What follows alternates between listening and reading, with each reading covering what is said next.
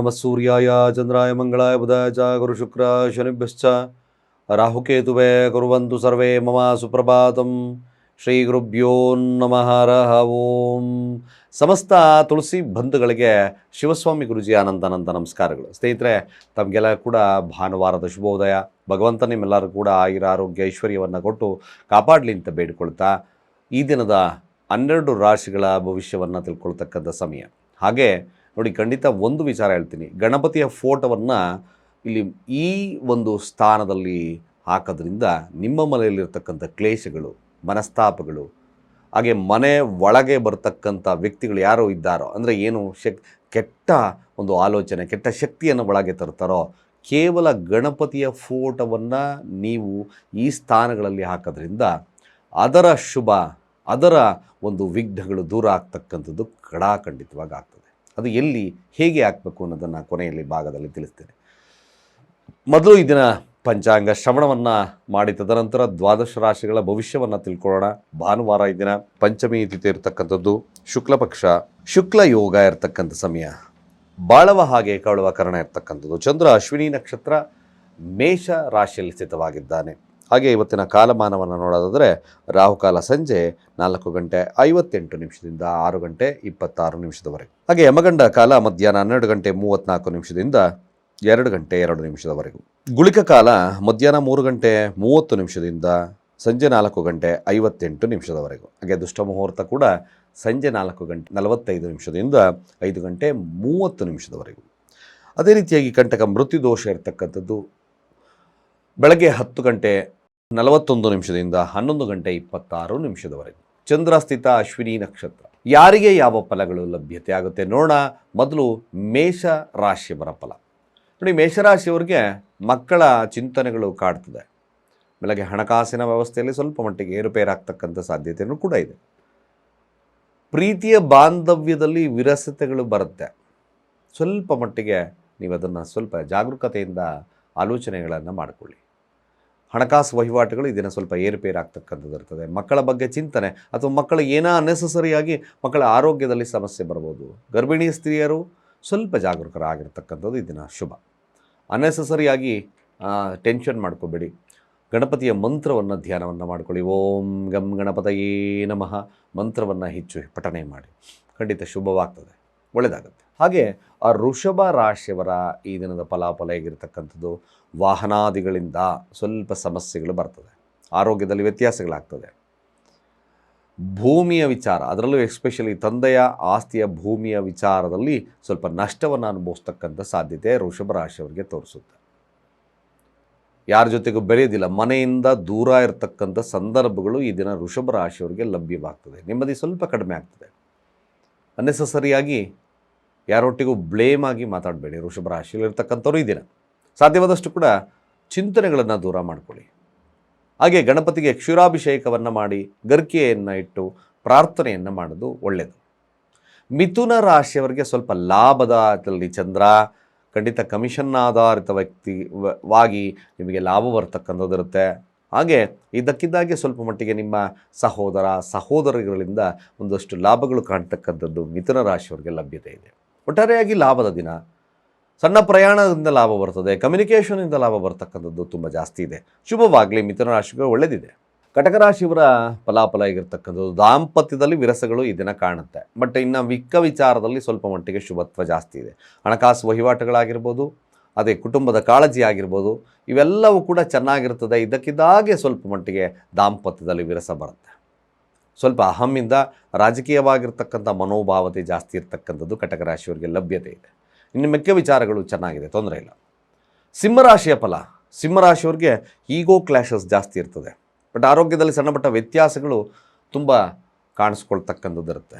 But one thing, ಯಾರು ಸಿಂಹರಾಶಿಯಲ್ಲಿರ್ತಕ್ಕಂಥವ್ರು ಇದ್ದೀರೋ but ಆಧ್ಯಾತ್ಮಿಕವಾಗಿರ್ತಕ್ಕಂಥ ಸಾಧನೆ ಏನಾದರೂ ಮಾಡ್ತಕ್ಕಂಥದ್ದು ಇದೆಯಾ, ಇವತ್ತು ಖಂಡಿತವಾಗಿ ಸಾಧನೆ ಮಾಡ್ತೀರಿ.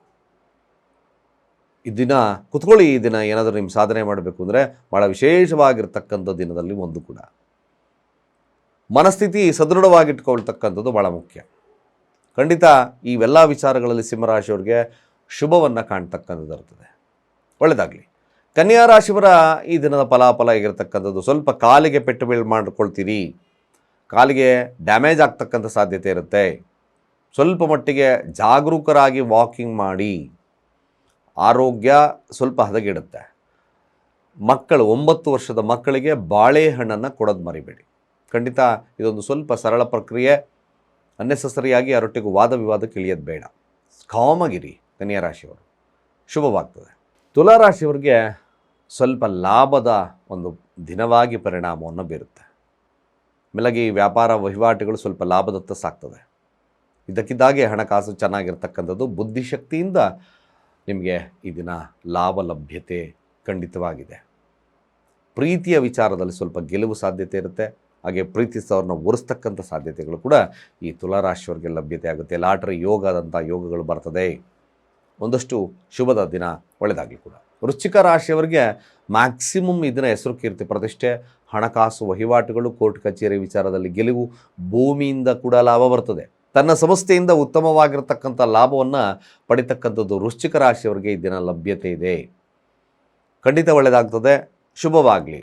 ಹಾಗೆ ಧನುರಾಶಿಯವರ ಫಲಾಫಲ ಆಗಿರ್ತಕ್ಕಂಥದ್ದು, ಧನುರಾಶಿಯವರಿಗೆ ನೋಡಿ, ಇನ್ನೇನು ಕೆಲಸ ಆಯಿತು ಅಂದಾಗ ಅಲ್ಲಿ ಕೈ ಕೊಡ್ತಕ್ಕಂಥ ಸಾಧ್ಯತೆ ಬರ್ತದೆ. ಇವನ್ ಒಂದು ಕೆಲಸದ ವಿಚಾರದಲ್ಲಾಗಿರ್ಬೋದು, ಅಥವಾ ನಿಮ್ಮ ಹಣಕಾಸಿನ ವಿಚಾರದಲ್ಲಾಗಿರ್ಬೋದು, ಯಾವುದಾದ್ರೂ ವಿಚಾರದಲ್ಲಾಗಿರ್ಬೋದು. ಬಟ್ ಒನ್ ಥಿಂಗ್, ಸ್ವಲ್ಪ ಧನುರಾಶಿಯವ್ರಿಗೆ ಚೇಂಜ್ ಮಾಡ್ಕೊಳ್ತಕ್ಕಂಥದ್ದು ಒಂದು ಮನಸ್ಥಿತಿ ಒಳ್ಳೆಯದು. ಯಾರನ್ನೋ ನಂಬ್ಕೊಂಡು ಇದನ್ನು ಕೂತ್ಕೋಬೇಡಿ. ಧನುರಾಶಿಯವರಿಗೆ ಸ್ವಲ್ಪ ಕೈ ಕೊಡ್ತಕ್ಕಂಥ ಸಾಧ್ಯತೆ ಬರುತ್ತೆ. ಅದರ ಬಗ್ಗೆ ಸ್ವಲ್ಪ ಆಲೋಚನೆಗಳನ್ನು ಮಾಡಿ. ಶಿವನಿಗೆ ಕ್ಷೀರಾಭಿಷೇಕವನ್ನು ಮಾಡಿಸಿ ಹಸುಗಳಿಗೆ ಚಪಾತಿಯನ್ನು ಕೊಡ್ತಕ್ಕಂಥ ಕೆಲಸವನ್ನು ಮಾಡಿದ್ದೀರ.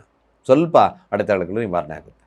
ಹಾಗೆ ಮಕರ ರಾಶಿಯವರು ಸಹಿತ ಸ್ವಲ್ಪ ಎಚ್ಚರವನ್ನು ವಹಿಸ್ಕೊಳ್ಳಿ. ಬಟ್ ಭೂಮಿಯಿಂದ ಲಾಭ ಅಂತೂ ಖಂಡಿತ ಇದೆ. ಭೂಮಿ ಖರೀದಿ ಯೋಗದ ಲಭ್ಯತೆ ಇದೆ. ಈ ದಿನ ಸಾಧ್ಯತೆ ತುಂಬ ಜಾಸ್ತಿ ಇದೆ.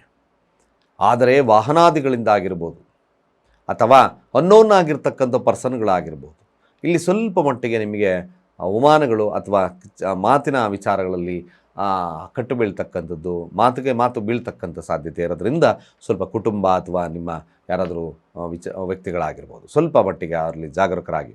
ನೀವು ಕೂಡ ಸಾಧ್ಯವಾದರೆ ಬಿಳಿ ಎಳ್ಳನ್ನು ಗಣಪತಿ ಅಂದರೆ ದುರ್ಗಾ ದೇವಸ್ಥಾನಕ್ಕೆ ಕೊಡ್ತಕ್ಕಂಥ ಕೆಲಸವನ್ನು ಮಾಡಿ, ಅಥವಾ ನೀರಲ್ಲಿ ವಿಸರ್ಜನೆಯನ್ನು ಮಾಡಿ. ಶುಭವಾಗ್ತದೆ.